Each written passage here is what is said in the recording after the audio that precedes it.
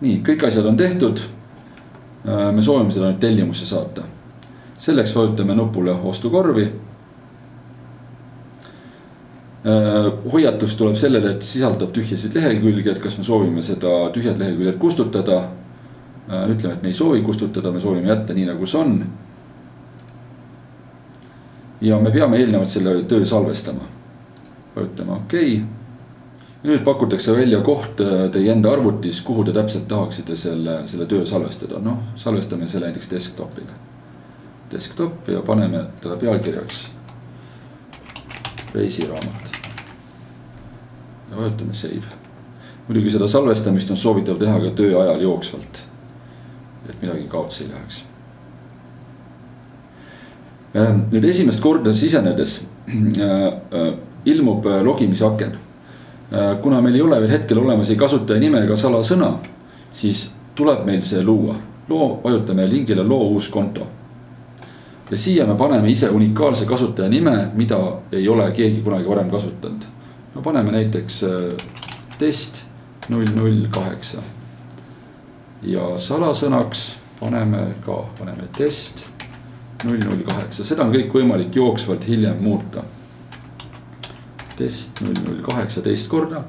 Ja siia peaks nüüd panema oma andmed. Need on vajalikud selleks, et kuhu siis saadetised saata. Kindlasti vajalik e-posti aadress, sest nendele e-posti aadressile saabuvad teated tellimuste kohta. Äärmiselt oluline on telefon juhul, kui te soovite saada seda smart posti või Elskulleriga.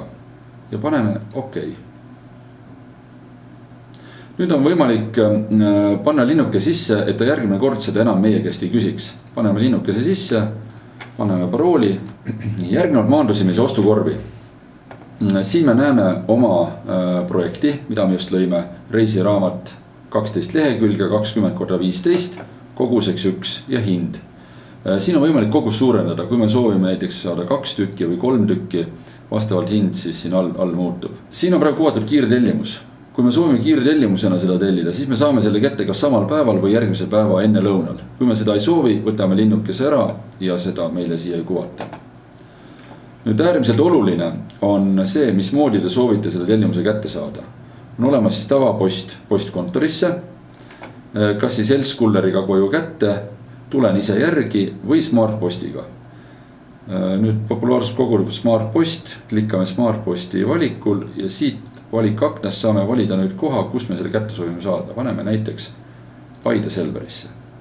Ja meil ilmub siia rea peale juba postikulu 45 krooni. Tavaposti puhul on see Eesti Postiga, on 50 krooni ja kui soovime Elskulleriga koju kätte, 75 krooni. Siin on üks aken, kuhu on võimalik kasutada sooduskoodi.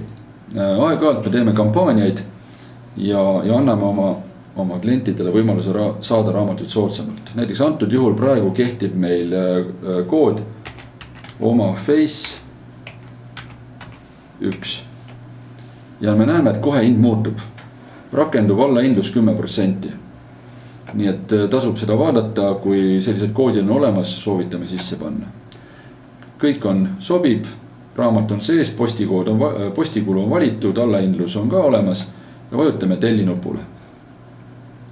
Ühendab serveriga, pakitakse programm kokku ja ilmub ette pangalinkide aken.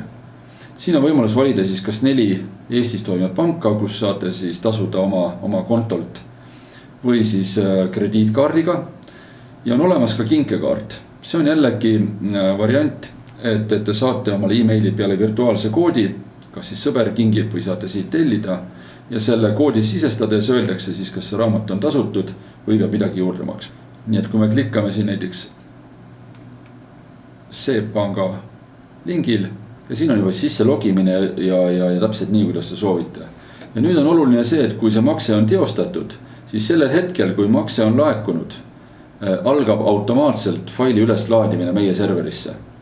Ja selle kohta saate siis ka vastavad meilid. Esimese e-maili saate hetkel, kui on makse toimunud, teise e-maili siis, kui fail on reaalselt üles laetud ja kolmanda e-maili saate juhul, kui juba töö on valmis.